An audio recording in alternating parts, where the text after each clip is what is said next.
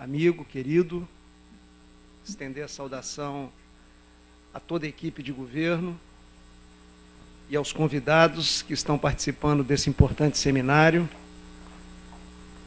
Queria agradecer o convite, honroso convite para mim estar com vocês.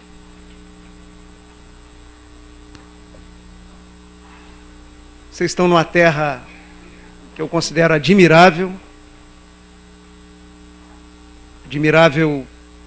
pelas belezas naturais, pelas enormes potencialidades, pelo povo trabalhador que nós temos aqui no Estado e por uma qualidade especial desse Estado, a capacidade de acolher capixaba. Pensei até que vocês fossem bater palma para mim agora. Ainda está meia...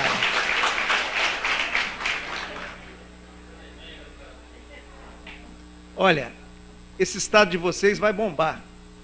Escreve aí na cadernetinha e lembre que o primeiro a anunciar isso foi o economista Paulo Artung, né?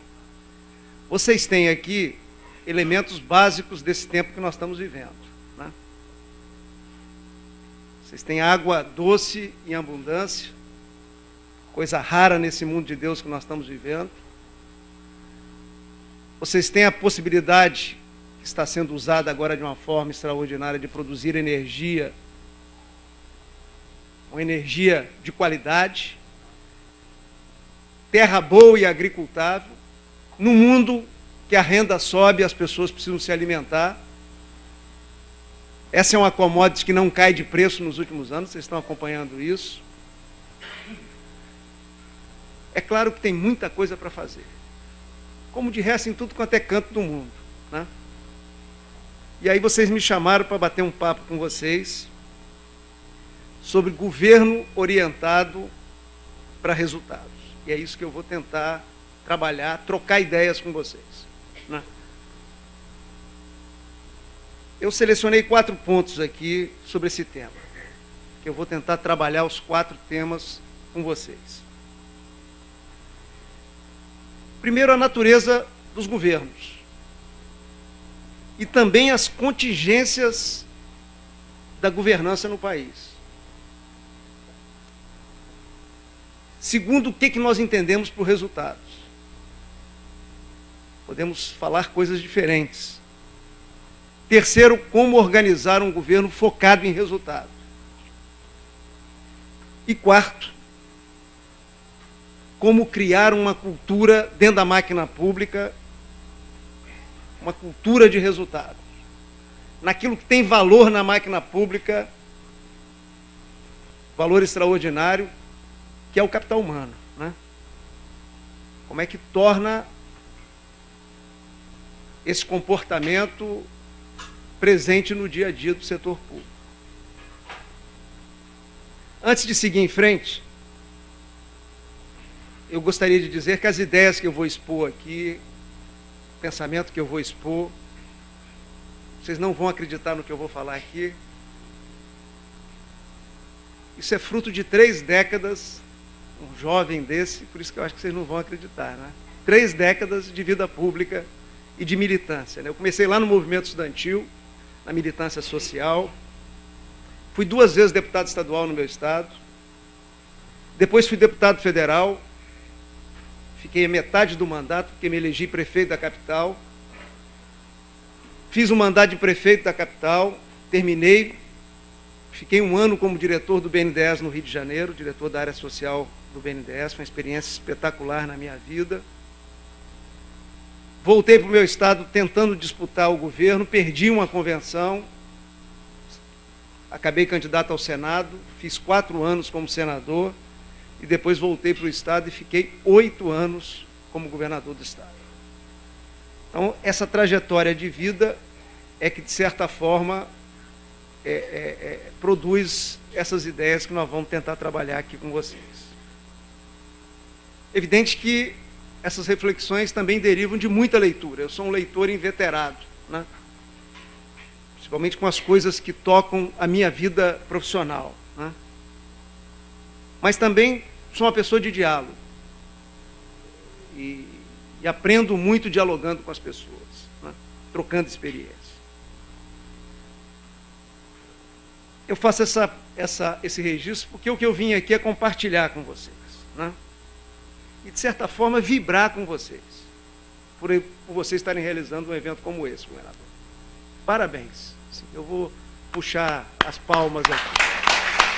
Parabéns. Feitos esses agradecimentos, esclarecimentos, eu queria voltar ao roteiro da conversa em torno de um governo orientado para resultados. Eu queria chamar esse governo de governo empreendedor. Né? Governo empreendedor. Governo que faz, que realiza. Seguindo aquele roteiro dos 4 eixos, eu queria trabalhar primeiro essa coisa da natureza dos governos e da contingência do ato de governar no Brasil. Nós precisamos ter consciência disso. A primeira coisa que a gente tem que ter claro é que o Estado existe em função do cidadão, né? Que elege os governos e sustenta as máquinas públicas com os impostos que pagam. Por essa origem, o poder público ele não pode ser um fim em si mesmo. Né? O poder público existe para atender os anseios dos cidadãos. Por algumas vias, né? Prestação de serviço público, contraprestação de serviço público e obras que interferem positivamente na qualidade de vida das pessoas. Numa dimensão republicana, os governos são um importante fator de indução do desenvolvimento social, do desenvolvimento econômico, da garantia de igualdade de oportunidades, que eu acho que é a grande bandeira do nosso tempo, de promoção e sustentação da cidadania e dos direitos humanos. Pela origem e pela missão dos governos, a melhoria contínua, isso que nós estamos buscando aqui, correr atrás para melhorar as coisas, é uma obrigação de todos nós. Inclusive uma obrigação ética de todos nós. Mas quando a gente olha o Brasil e pensa no que nós precisamos em termos de setor público, a conclusão é fácil, nós precisamos avançar muito. Estamos muito longe de uma realidade razoável. Infelizmente, ainda impera em nosso país a cínica ideia de que serviço público pode funcionar como um fim em si mesmo. E pior, a gente ainda convive com a ideia de que o serviço público pode ser de segunda classe. Né? Isso é um sentimento que a gente esbarra Brasil afora. Por tudo que eu já falei aqui, eu não preciso nem repetir, é exatamente o contrário. O serviço público pode e deve ser de excelência. No caso do Brasil, é importante lembrar uma coisa que eu não me canso de dizer. Nós temos um sistema tributário perverso. A carga é pesada, a contraprestação é aquém da carga e pior, quem mais paga imposto no nosso país não é quem mais ganha, nem aqueles que detêm maior parcela de patrimônio. É justamente proporcional ao que tem e ao que ganha, quem mais paga é quem menos tem. Isso é uma outra coisa que quem está dentro da máquina pública não pode esquecer. Porque quem está dentro da máquina pública está trabalhando a alocação desses recursos. Né?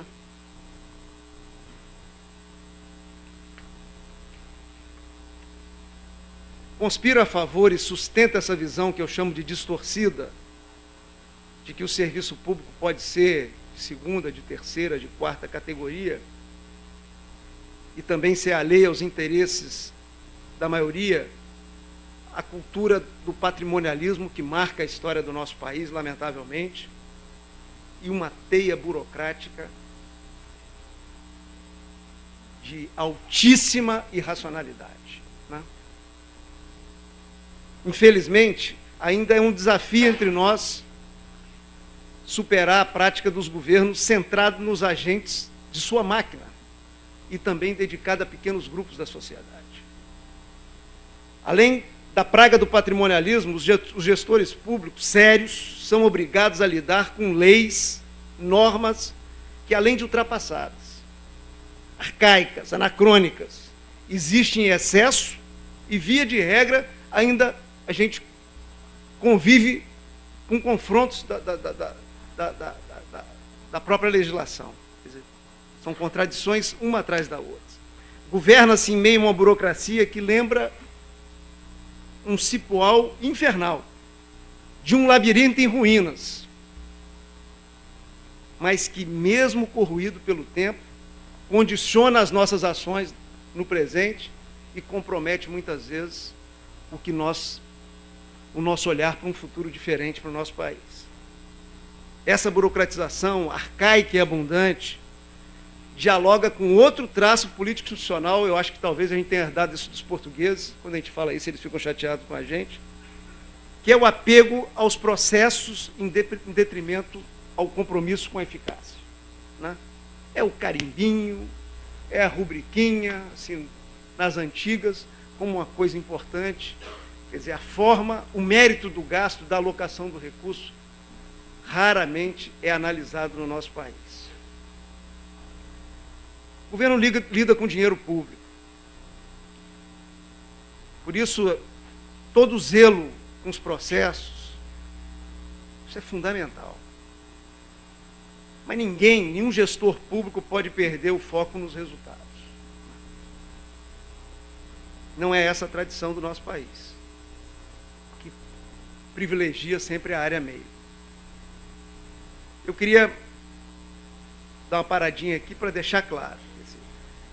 O que eu estou propondo não é desprezar o rigor legal nos procedimentos administrativos e gerenciais. Longe de mim disso. Mas é decisivo para qualquer governo ter a consciência de que ele existe para prestar serviço. Realizar obras para transformar a realidade. Nesse sentido, é urgente que esse país organize uma reforma do Estado brasileiro, modernizando e racionalizando as leis, garantindo agilidade, flexibilidade, qualidade nas compras. Isso que está aí garante. Tem gente aqui que trabalha a área de compra, garante qualidade em compra? Me engana, né? Só se for uma coisa de me enganar que eu gosto, né? O que nós precisamos é de agilidade, flexibilidade, qualidade nas compras, nas contratações. Nós contratamos coisas como permanente no Estado de necessidade absolutamente temporária, porque nós estamos engessados do pé à cabeça, né? Para que a gente possa ter aquilo que eu chamo de entregas à sociedade, compatíveis com esse tempo que nós estamos vivendo.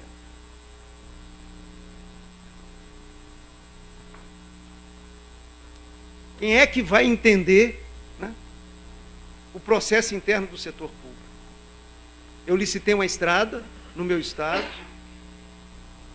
uma firma que nunca tinha trabalhado no Espírito Santo apareceu, mergulhou o preço, vou usar a expressão que todos que trabalham com compra sabem do que eu estou falando.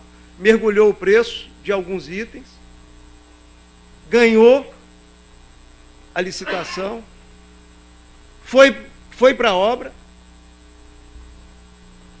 alocou equipamentos, mexeu na estrada toda e quebrou na estrada. Eu encontrei com um cidadão próximo a essa obra. O cidadão falou assim: governador, sou seu admirador. Era melhor que não fosse, né? Sou seu admirador, mas eu não estou entendendo o que o senhor fez com a nossa estrada. Aí, eu falei: vamos sentar aqui que agora o senhor vai... Vou ter que explicar para o senhor como é que funciona o governo, senão o senhor não vai me entender, né? Mas, governador, o senhor começou essa obra sem ter o dinheiro para fazer? Eu disse que o senhor não faz isso.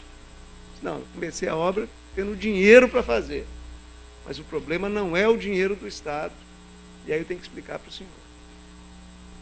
Quer dizer, nós estamos comprando e contratando, tirando aí o pregão eletrônico, que é uma coisa do meu início de primeiro governo, mas nós estamos comprando e contratando como fazíamos na era da pedra lascada. Falando da necessidade de se criar condições para que os governos deem resposta aos cidadãos, eu queria me aproximar do segundo eixo da nossa conversa. O que nós entendemos por resultados no âmbito do governo, no âmbito governamental?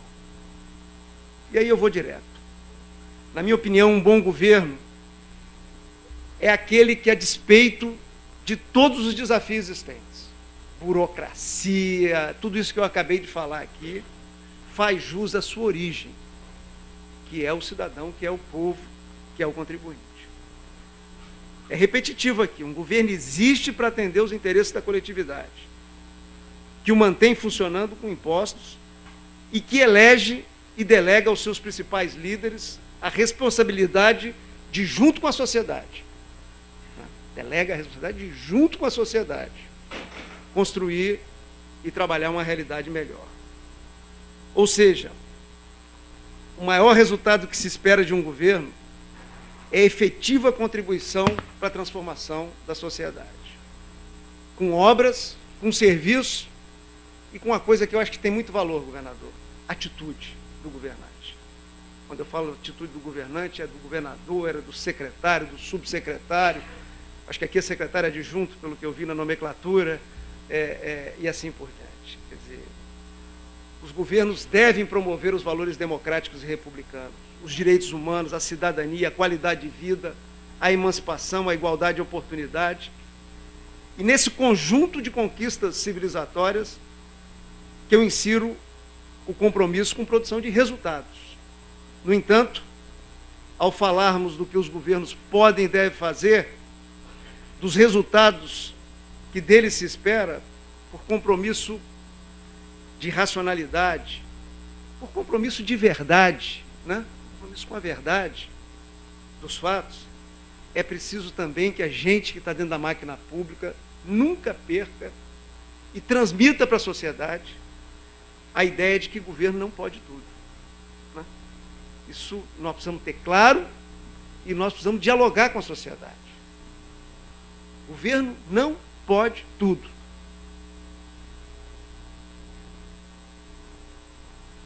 É preciso salientar que as instituições públicas não podem dar conta de todas as demandas da existência humana. Considero essa ressalva importante, porque saber os limites, assim como ter consciência dos deveres e das nossas possibilidades, é fundamental para cumprirmos bem a nossa missão, ou as nossas missões, né? Acho que é no plural, fazendo o melhor que pudermos na nossa área de atuação. Conforme eu citei, nós temos limitações conjunturais, né?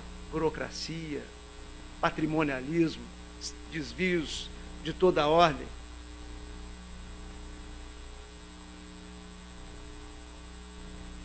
Mas se a gente olhar que isso está no campo dos costumes, essas limitações, elas são plenamente passíveis de superação. Mas não são só essas limitações que a gente trabalha. Nós temos limitações estruturais, como a área de abrangência dos governos, que eu acabei de me referir. Pela natureza, os governos não são capazes de alcançar todos os âmbitos da vida dos seus cidadãos. E nem deve tentar fazê-lo. Não deve tentar entrar em limites de privacidade e assim por diante. Eu queria dar um exemplo aqui para quem trabalha na educação.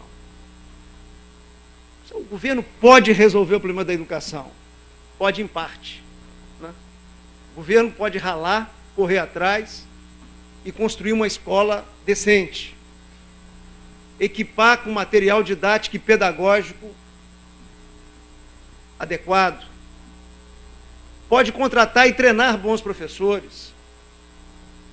Isso resolve a educação? Não. Resolve em parte.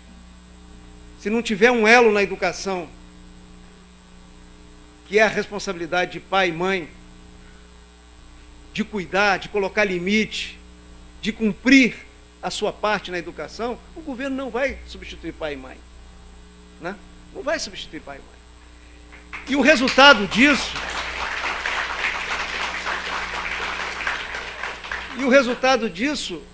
nós estamos assistindo. Um professor de português, muitas vezes, não conseguindo ter tranquilidade para ensinar o português às crianças. E o professor de matemática da mesma forma. Né? Então, assim, a gente tem que ter claro, governo não pode tudo. Né? Tem limitações estruturais. Também é preciso entender que, em maior ou menor grau, o Espírito Santo tem mais dinheiro do que Rondônia, mas Brasil, Estados Unidos, maior e menor grau. Aí eu vou falar das nações. Todas as nações, em todas elas, sempre você tem limitações. Isso é estrutural, financeira, orçamentária, operacional, frente a uma realidade que muda todo dia. Uma realidade que tem um dinamismo extraordinário. No caso do Brasil, ainda vai além, porque além de você ter demandas novas batendo na sua porta, você tem que dialogar com as antigas que ficaram para trás, né? Em todo o país. Eu queria repetir isso, quer dizer, os governos, ao contrário do que prega o velho populismo, os governos não são nem onipotentes, nem onipresentes. Nesse sentido, é essencial a visão racional da ação política. Aí sim, a gente entendeu o que é ação política. Né? Ação política como mediadora. De um lado, os desejos, do outro, funções que limitam o governo na sua atuação. Nesse ambiente de múltiplas demandas, campo de ação restrito dos governos, capacidade limitada de resposta, é que entra a arte da política no processo de intermediação entre as possibilidades das instâncias públicas e as legítimas demandas da sociedade. As demandas são legítimas. Nesse sentido, a política é, em muitos aspectos, a política com P maiúsculo, né, a arte de definir prioridades. Eu gosto de contar que quando eu me elegi prefeito, eu fui visitar um morro em Vitória. Vitória tem muitos morros. É um morro chamado Morro do Moscoso. Eu, prefeito, assim, recém-empossado, fui chegando, as pessoas foram, todo mundo saindo de casa e me pedindo coisa. Cada um tinha um pedido. E eu fui chamando todo mundo para ir junto comigo. Eu conheci o morro, em cima tinha uma quadra. E eu cheguei lá em cima e sentei no chão com eles. E propus que todo mundo sentasse com as suas reivindicações.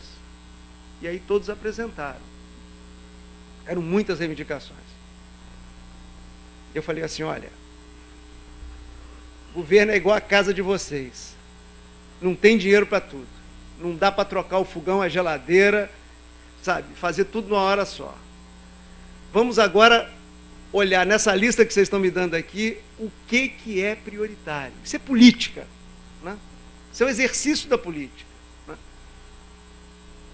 E aí, nós conversamos, e a conclusão da comunidade é que tinha que completar uma escadaria, porque tinha uma parte do morro sem acesso, e uma senhora mais idosa falou assim, prefeito, eu tenho dificuldade, eu preciso de pegar em alguma coisa para subir na escadaria.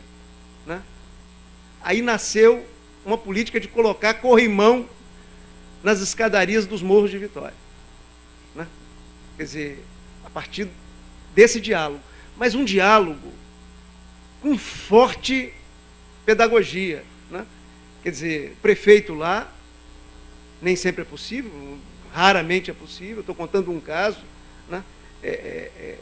Mas um exercício da política, como arte, né? Que coloca na mesa as demandas, todas legítimas, e coloca na mesa também a limitação do governo, as limitações orçamentárias, financeiras e assim por diante, né? Assim, por isso é que eu digo, nesse sentido, a política é, em muitos aspectos, a arte de definir prioridades. Imagino aqui, né, quantas reivindicações e o tamanho da limitação de meios para enfrentá-las. Assim, um bom governo, para promover a necessária e contínua transformação da vida em coletividade, deve buscar conciliar desejos e possibilidades concretas de realização.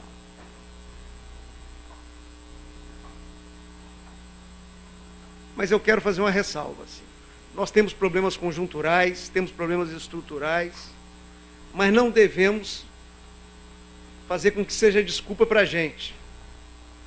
Eu acho que a gente tem que fazer o melhor e procurar, da melhor forma, atender o conjunto da sociedade. E mais do que isso, o governo tem uma coisa que muitas vezes não usa. Muitas vezes ele tem limitação de meios, mas ele não tem limitação na capacidade de mobilizar e motivar uma comunidade. E muitas vezes não usa a capacidade de mobilização, né? Eu acho que a gente tem que dar o melhor da gente e ter essa capacidade de mobilizar, de trazer a sociedade, de trazer os movimentos sociais, de procurar formas novas de enfrentar e resolver problemas. Uma vez que nós já especificamos o que entendemos por resultados no âmbito governamental, eu queria chegar ao terceiro eixo dessa reflexão. Como organizar um governo focado em resultado? A minha experiência, a partir da minha experiência, eu julgo imprescindível a constituição de um governo empreendedor com 4 determinantes. Depois eu vou dar esse texto para vocês. Inovação, exercício da legítima liderança, planejamento estratégico e gestão intensiva de projetos. Esses instrumentos todos conhecidos do setor privado, né? O que nós precisamos é adaptá-los ao setor público. Não é a mesma coisa, não é transpor. O setor privado, ele opera com regras completamente diferentes das nossas. Conforme dizemos, temos uma realidade do setor público em ambiente desafiador. É absolutamente complexo fazer a estrutura de governo funcionar, né? Eu tenho um amigo que fala que esse trem é coisa de mineiro, mas capixaba dialoga um pouco com os mineiros. Eu tenho um amigo que fala assim, esse trem foi feito de um jeito para não funcionar, né?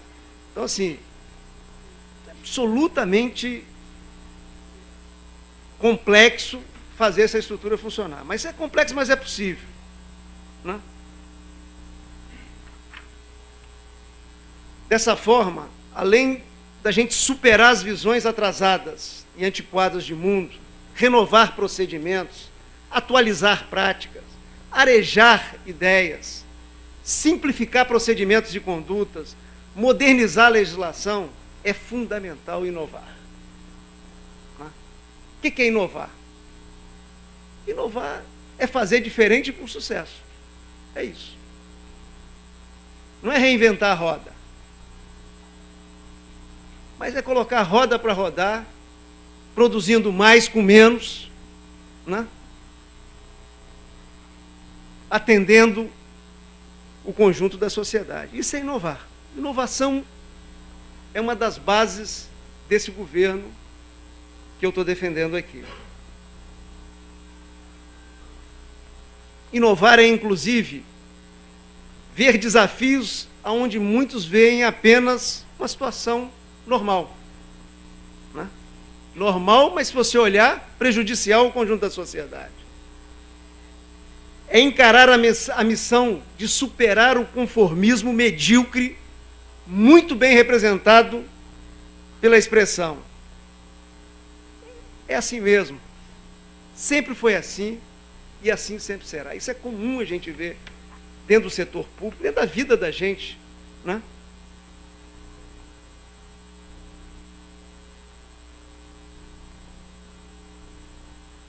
para mobilizar um governo que está fixado em resultados, que renova e inova, transformando o cotidiano, é preciso considerar uma outra determinante crucial, que eu já citei aqui: liderança.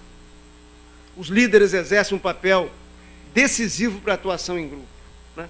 Quando eu vejo o governador sentado aqui, ele que é o líder dessa equipe, isso é uma atitude, né? Quer dizer, isso é uma atitude de liderança. Essa reunião sem ele, me convidando para vir aqui, era diferente. Muito diferente. Eu nunca estive ausente de uma reunião dessa, né? Então, assim, a liderança tem um papel. O que é um líder? O que formou na minha cabeça de conceito de líder, né? Eu escrevi um livro o ano passado que eu trabalho um pouco essa questão. Depois posso mandar um para cá para rodar aí com a turma da equipe, né? E eu respondi essa pergunta assim: o treinamento da vida me ensinou que liderança é, entre outros, a arte de mobilizar e motivar boas companhias para enfrentar tarefas desafiadoras. Aprendi desde cedo a não acreditar em voluntarismo. Eu acredito em voluntariado. Em voluntarismo eu não acredito, né? Voluntariado é uma coisa que nós precisamos criar e desenvolver no nosso país, né? Mas no voluntarismo eu não acredito. Não se enfrenta sozinho um desafio. Liderança é também a arte de montar equipes. E nesse processo é fundamental saber avaliar vocações. Entender que todos nós temos forças e fraquezas. Isso é humano. É fundamental saber definir projetos e ações. É fundamental saber descentralizar e delegar, né? Isso é fundamental, né? Isso é papel de líder. Descentralizar, delegar as tarefas, mas avaliar os passos para qualificar a caminhada, né? Quer dizer, não é largar solto. Ah, porque eu não sou centralizador. Eu vejo isso muito no setor público e privado. A vaca indo para o brejo com corda e tudo. Não é isso que eu estou me referindo, né? Nessa direção que eu estou me referindo, a arte de liderar é também a estratégia de cercar-se de colaboradores que saibam mais das suas áreas de especialização do que o líder. Isso é uma coisa para vocês pensarem muito, porque isso não é para o governador, isso é para cada um de vocês, né? A reflexão. Quer dizer, nós precisamos nos cercar de gente que saiba mais do que a gente, na área específica que vai trabalhar. Igual e menos, igual não vai adiantar, menos não vai ajudar em nada. O líder precisa possuir outros atributos, quer ter noção do conjunto, quer ter capacidade de motivar, identificar e potencializar talentos. Nessa construção, eu sempre digo, o profissionalismo é um requisito básico. A minha trajetória me ensinou que é preciso construir times, conhecer os colaboradores e, a partir da compreensão de que todos nós temos habilidades e limitações, repito, fazer um mapeamento de vocações. Cada um deve ocupar o lugar em que mais pode contribuir. É estar no lugar certo para fazer a coisa certa, num jogo de soma e articulação em que ganha o conjunto. Não quer dizer que a gente não vai errar em colocar uma pessoa no lugar errado, mas a gente deve se esforçar para que isso não aconteça, porque não é bom para ninguém. É ruim para o governador, é ruim para o governo, é ruim para o secretário, mas é ruim para o profissional que você alocou errado. Porque uma carreira que poderia ser bem sucedida em outra área, em outra atividade, que tem vocação, ela está sendo destruída ali, né? Muitas vezes com um ar de que você está fazendo bem para a pessoa. Não está, né? Da mesma forma que eu não acredito em voluntarismo, também não acredito em improviso, né? No meio político brasileiro, as pessoas passam a mão na pele e falam que, ó, eu tenho pele, eu tenho sensibilidade, então eu eu não preciso estudar muita coisa, não. Eu sei para onde que o vento sopra, né? Eu não acredito nisso. E aí eu chego a outro pilar que eu entendo pelo bom governo, que é o planejamento estratégico. Eu acredito no planejamento estratégico, né?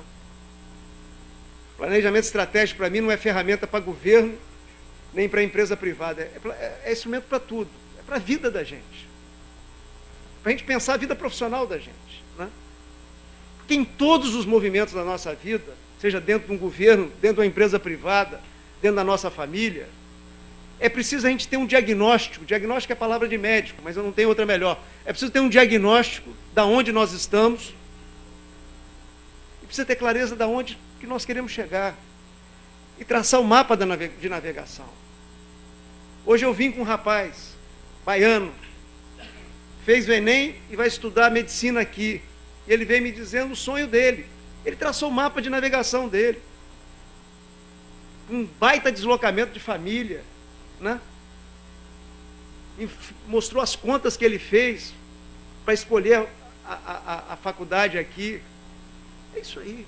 Quer dizer, em todo movimento, imagina dentro do governo, uma máquina desse tamanho, a prestação de contas não coube aqui do que já foi feito, né? Quantos programas passaram aqui? Ninguém consegue guardar essa quantidade de programa, nem o governador. É demais. Então, quer dizer, precisa saber onde está, aonde quer chegar, traçar um mapa de navegações, organizar isso, considerando tudo, considerando as ameaças que tem, né? Nós estamos com a ameaça do Fundo de Participação dos Estados. Isso é uma ameaça. Considerando as oportunidades, né? Olha o que tem de oportunidade nesse Estado hoje. Eu falei no início, não vou repetir, né? Considerando ameaças, oportunidades desse contexto que nós estamos vivendo, considerando os nossos pontos fortes, mas olhando também os nossos pontos fracos, aonde estão as nossas fragilidades. Em cima disso, traçar o mapa, definindo os passos que nós vamos dar, os objetivos, as metas, os resultados, né? Aprender a medir as coisas, inclusive. Eu vou falar isso um pouquinho com vocês. O fato é que é preciso ter projeto, né? O Sêneca falou alguma coisa parecida assim: nenhum vento sopra a favor de quem não sabe onde quer ir, né? Aí eu peguei essa frase, e como eu era prefeito de uma cidade litorânea onde tem colônias de pescadores, eu remontei a frase assim, ó: não adianta ter barco bom, boa vela, nem vento, se o navegador não sabe onde está e muito menos onde quer chegar. É isso. É isso. Então eu abro um parênteses aqui. Eu vou abrir dois parênteses, esse é o primeiro. Em todas as minhas experiências no parlamento, e principalmente a partir da Prefeitura de Vitória, eu administrei sempre trabalhando com a ferramenta do planejamento estratégico. Vitória, eu fazia o planejamento anual, e quando a administração pegou musculatura, nós fizemos um planejamento para 15 anos para frente, chamado Vitória do Futuro, colocando aspirações para a cidade, para ela percorrer e correr atrás daqueles objetivos, né? Mas a vida me ensinou a fazer um casamento do planejamento com a gestão intensiva. Esse casamento começou tímido no final do meu mandato na Prefeitura de Vitória, mas eu já entrei no governo do Estado trabalhando com gestão intensiva de projetos. Um governo orientado para resultados precisa de um eficaz e dinâmico processo de gerenciamento com capacidade permanente de acompanhar e avaliar os passos dados para fazer os ajustes necessários na direção do horizonte, da meta, do objetivo desejado, considerando os resultados previstos, considerando erros, que é outra coisa que a gente tem que parar de ter preconceito. Vamos errar. Só tem um tipo de gente que não erra, que não faz nada, que não bota a mão na massa, que são os omissos, né? Então tem que considerar os resultados previstos, os erros, os acertos, as contingências diversas. O vento muda de direção no meio do caminho, a gente também tem que prestar atenção e ajeitar a situação em função dessas contingências que são próprias da vida. Além disso, um moderno e eficaz processo de gestão é capaz de potencializar os recursos que nós temos, harmonizar iniciativas. Muito importante harmonizar as coisas dentro do setor público, a gente conseguir colocar a máquina para todo mundo puxar na mesma direção,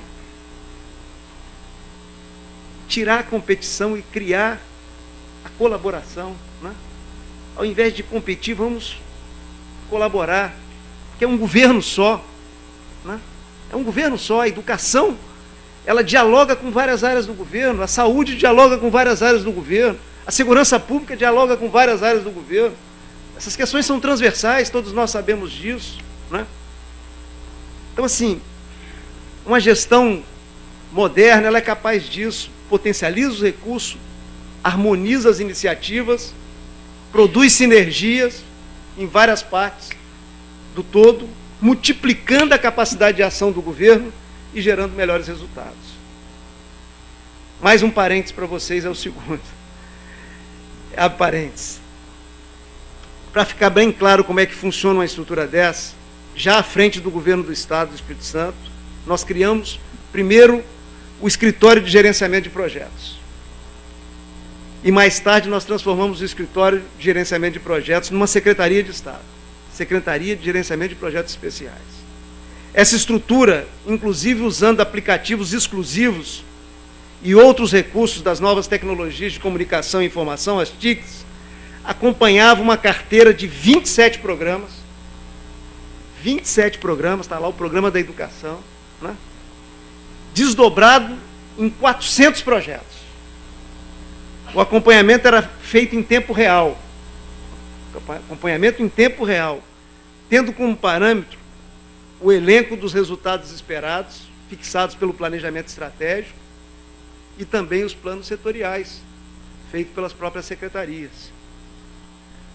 Com a adoção de uma sistemática de gerenciamento intensivo de projetos, as avaliações e as correções de rumo, que geralmente acontecia semestralmente ou anualmente, né?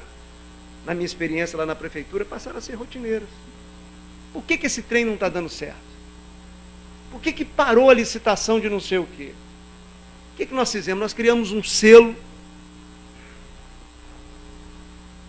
colocamos nos projetos prioritários. Esses projetos caminhavam dentro da administração. Quando chegava na Procuradoria do Estado, o procurador sabia que aquilo ali era uma ação prioritária de governo, não era coisa da secretária fulana de tal, do secretário Beltrano, né? Chegava com selo. Quando chegava na auditoria do Estado, que depois virou Secretaria de Transparência, da mesma forma. E tinha o comando coletivo, né? Porque o comando tem que ser coletivo para ele funcionar, não é o governador mandar, né? Quer dizer, tinha um comando coletivo de que aquilo ali era a prioridade do governo. Nós tínhamos feito pesquisas de opinião, cada planejamento estratégico, pesquisa quanti, pesquisa quali, olhar o que a sociedade está pensando, né? Quer dizer, então, aquilo era um sentido de governo. Então, assim, eu vi que vocês já deram um passo nessa direção de gerenciamento. Eu estou aqui partilhando a experiência, né? Falei de inovação, a gente botar a roda para rodar, fazendo mais com menos. Falei de liderança, conceito de liderança que eu tenho, que eu desenvolvi na vida, né? Que é a capacidade de motivar as pessoas, de montar boas equipes, né? De colocar a pessoa no lugar certo. Falei do planejamento estratégico, né? Que a gente viu aí no sentido do vento, do barco, da vela, a gente entende a força de um planejamento estratégico. E falei da gestão intensiva como ferramentas, todas essas ferramentas determinantes para um governo empreendedor. Mas eu considero que a gente precisa ir além disso, né? E no governo nós fomos além disso, né? E além disso é criar dentro da máquina a cultura do empreendedorismo, a cultura do resultado. Até porque nós passamos, as instituições ficam, né? Eu fui governador do Espírito Santo. Eu não sou governador do Espírito Santo. Sou do sindicato dos ex. Né? Tá certo? Nós passamos, e é normal. Né? Mas as instituições ficam. E se você planta as coisas nas instituições, elas ficam. Eu tenho alegria com os projetos que nós criamos exitosos lá. Montamos um banco do povo chamado Nosso Crédito, nos 78 municípios do Espírito Santo. É um sucesso, está lá até hoje, nem nome mudou. Né? Então, a gente precisa conhecer essas ferramentas, mas transformar isso numa cultura, num hábito dentro do setor público. Né? Porque o grande capital, né, não é terra, não é água, não é dinheiro, o grande capital é capital humano. Né? Esse é o grande desafio desse Estado, vocês podem ter certeza disso. Porque juntando essas condições que o Estado tem, eu tive a oportunidade de estudar o Estado, junto com Mendonça de Barros, juntando com Zé Roberto, não sei se vocês conhecem, um economista que escreve no Estado de São Paulo, assim, cada quinzena, um professor extraordinário, juntando as condições que esse Estado tem, se a gente evoluir na área de capital humano, por isso a educação, o governador me disse que a visão dele é a prioridade da prioridade, nós vamos longe, formar gente, sabe, para tocar a máquina pública, né? Formar cultura dentro da máquina pública. Né? Então esse é o último ponto que eu queria trabalhar com vocês, criar uma cultura de resultado na máquina governativa. Né? E aí eu selecionei 4 pontinhos, eu estou indo de 4 em 4, né? Mas esses 4 agora são rapidinhos. Né? Quer dizer, primeiro ponto da questão da cultura, nós precisamos fazer a adoção de políticas de acompanhamento de desempenho.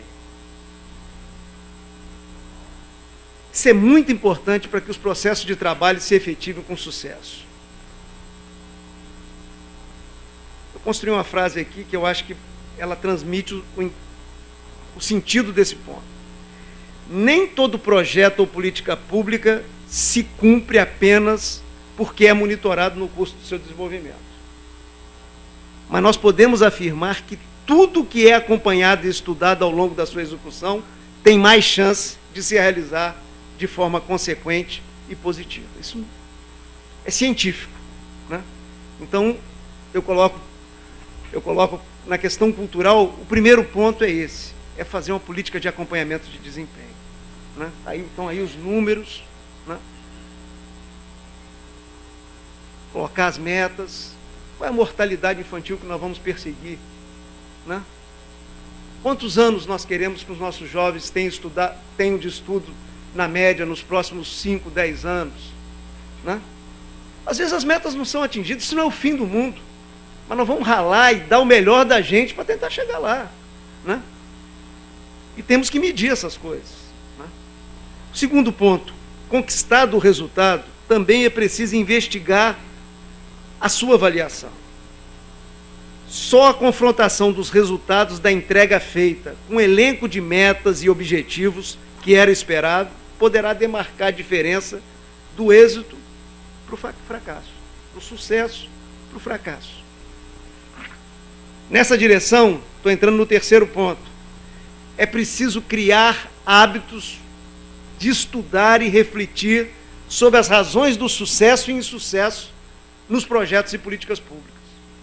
Digo isso porque a realidade é uma excelente fonte de aprendizados.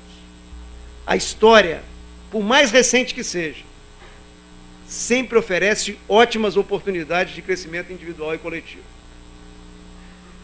Tanto o fracasso como o sucesso têm um condão de nos fazer avançar, dependendo apenas do uso que nós vamos fazer. Ambos podem nos capacitar a corrigir rumos, investir em saídas novas, exitosas, pensar em caminhos de forma estratégica. A cabeça nossa tem que ser uma cabeça estratégica.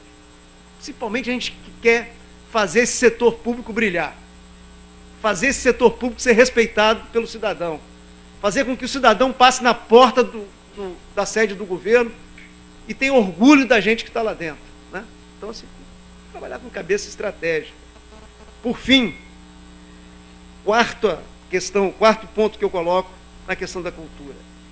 é preciso ter dentro do governo mecanismos institucionais para reconhecer, premiar e dar destaque ao sucesso de programas inovadores e eficazes, né? É o Oscar. É isso aí.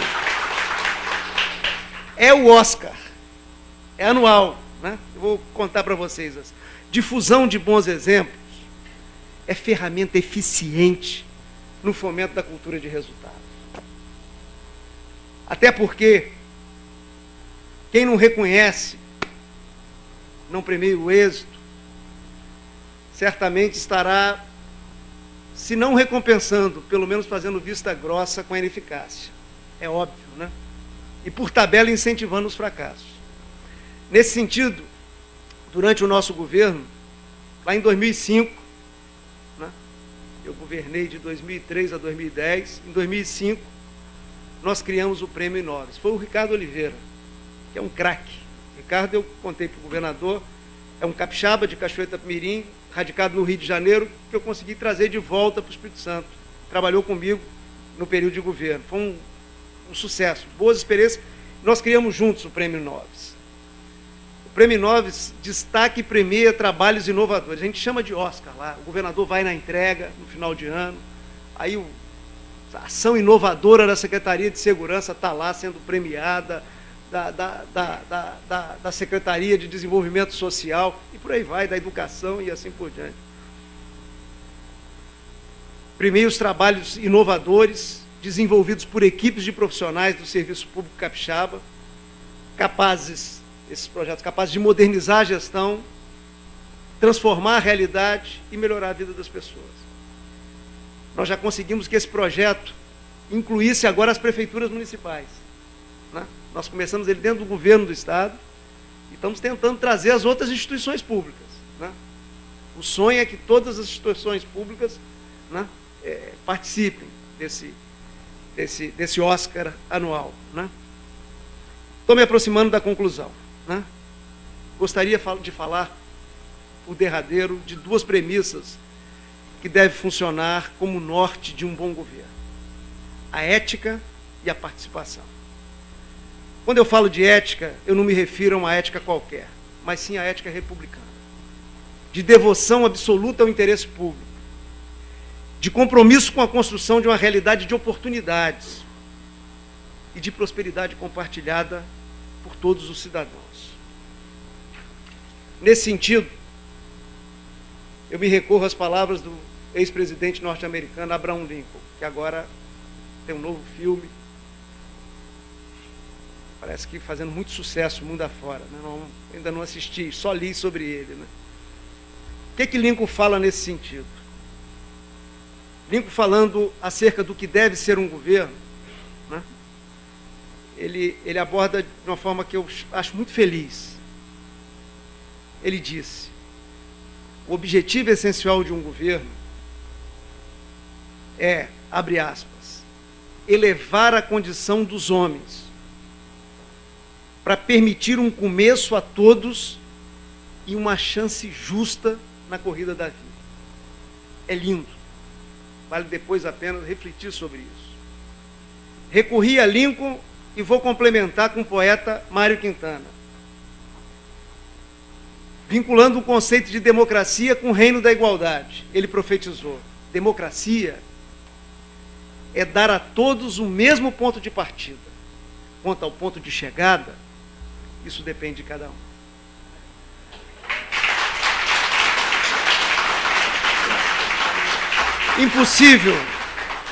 Impossível não vincular essa missão de um bom governo com aquilo que eu acho que tem que ser sua prioridade absoluta: educação pública de qualidade. Educação liberta os nossos irmãos e irmãs da escuridão, da ignorância, e abre portas e janelas de oportunidades e de igualdade de oportunidades. Isso não é de Abraham Lincoln, nem de Mário Quintana, é de Paulo Arthur. Então, assim, eu acho que é impossível vincular essa missão de um bom governo com a prioridade absoluta na educação de qualidade. A educação é o grande fator de oferta igualitária de oportunidade a todos, principalmente nesse tempo de Deus que nós estamos vivendo. Nós estamos vivendo a sociedade do conhecimento, né? Então, assim, não preciso gastar muito tempo com isso. E falando nesse tempo, chego à premissa da participação. Os governos são espaços de ação política administrativa, espaços definidos nas urnas. Urnas que elegem uma determinada orientação política, ideológica, programática, para formular políticas públicas e executar projetos que promovam a melhoria contínua e crescente do dia a dia das populações. Ou seja, os governos nascem da vontade popular e, por isso, na minha opinião, deve se manter em permanente diálogo com os cidadãos. Se a participação cidadã sempre foi um direito e um requisito dos governos democráticos, imagine na atual realidade, transformada pelas tecnologias de informação e comunicação, especialmente pela internet. Vivemos a era da participação e os governos não podem estar alheios à voz das ruas. A voz das ruas, como se dizia antigamente. O governo não pode estar alheio às mensagens das redes para atualizar essa observação muito valiosa no campo da boa política, da política com P maiúsculo.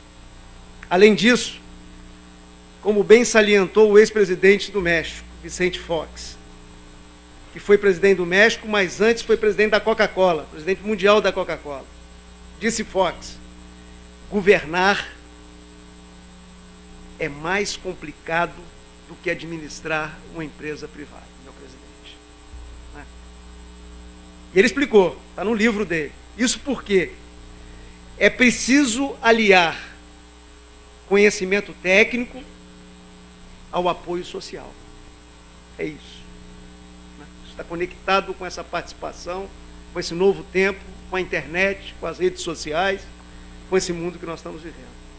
O trabalho técnico-político deve caminhar juntamente com um diálogo permanente com a sociedade, em busca de melhores respostas e também em busca de sustentação, de suporte político que respalde e garantam a ação governamental, fazendo o governo forte no sentido da sua direção e dos seus objetivos, fazendo que o governo não seja suscetível a pressões de pequenos grupos de interesse que muitas vezes marcam a vida de municípios, de estados do nosso país. Nós mesmos vivemos isso no Espírito Santo de uma forma dramática em passado recente. Prezadas e prezados, finalizo salientando que lhes apresentei um conjunto de ideias, valores e procedimentos que, na minha opinião, viabilizam uma governança orientada para resultado. Mas não de uma governança qualquer, e sim um governo fundado nos valores democráticos, nos valores republicanos, antenados com os desafios da contemporaneidade, com o imperativo da comunicação com a sociedade. Também não falei de qualquer resultado, né? Mas de entregas. Essa linguagem nós criamos lá no Espírito Santo, eu não sei se ela está em tudo quanto é canto. De entregas à sociedade e ações que fazem jus à origem e missão dos poderes públicos, que nos leve a um horizonte sempre mais justo e igualitário. Afinal, recorrendo mais uma vez ao poeta Mário Quintana, o futuro, disse ele, o futuro é o que estamos fazendo agora. Inclusive aqui, acho que esse futuro nós estamos dando uma contribuição para ele, né? Nesse sentido, aí vai falar o poeta Artung, nesse sentido que vocês tenham plena consciência de que são os verdadeiros artesãos do amanhã. E que, como tal, se mobilizem para obter os melhores resultados possíveis a um bom governo, construindo dias cada vez melhores para as atuais mas principalmente para as futuras gerações. Nós não podemos ficar com o olhar da gente voltado nem para o umbigo, nem para o dedão do pé. Nós temos que ter o nosso olhar no horizonte, onde estão os nossos filhos, nossos netos, onde está o futuro e as futuras gerações. E aí eu digo a vocês, o que não nos falta são desafios, mas para o nosso conforto também não nos faltam, na nossa querida Rondônia, grandes oportunidades. Bom trabalho, muito obrigado. Se quiserem perguntar alguma coisa, eu estou à disposição.